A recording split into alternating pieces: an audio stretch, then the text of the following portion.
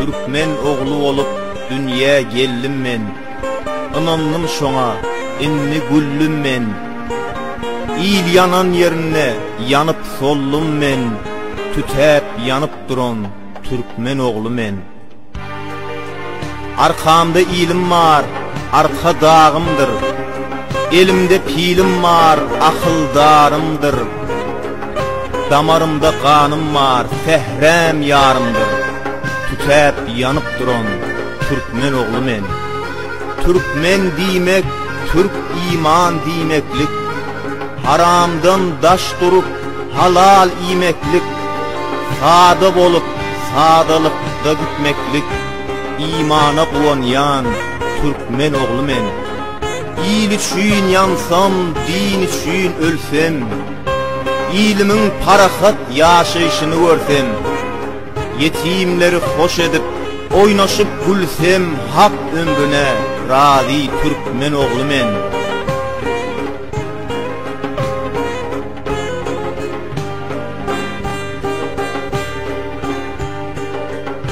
At adanan koç yigidin evvel bedev atı yerek. Gelene karşı çıkmağa bakşı mehabbeti yerek.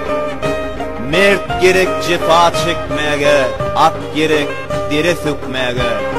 Sufra yayıp nan dökmege, gevunluk emmeti gerek.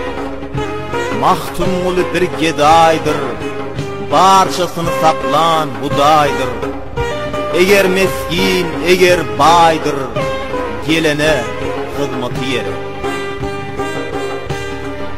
Türkmen oğlu olup dünya geldim men. Inandım şoňa, inni güllüm men. İl yanan yerine yanıp sollum men. Tütäp yanıp duran Türkmen oğlu men. Arkamda ilim var, arka dağımdır. Elimde pilim var, akıldarımdır. Damarımda kanım var, fehrem yarımdır. Tütäp yanıp duran Türkmen oğlu men. Türkmen diýmek, Türk iman diýmeklik. Haramdan daş durup halal iýmeklik. Sada bolup sadalykda gitmeklik. İmana guwanyan Türkmen oğlu men. İl üçin yansam, din üçin ölsem. İlimin parahat yaşayışını görsem. Yetimleri hoş edip oynaşıp gülsem. Hak ömrüne razi Türkmen oğlu men.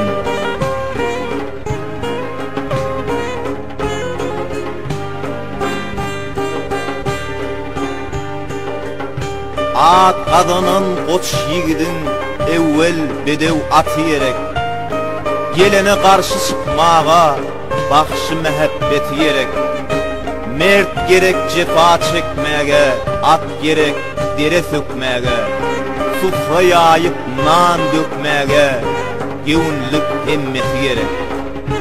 Mahtumulu bir gedaydır, barçasını saklan hudaydır.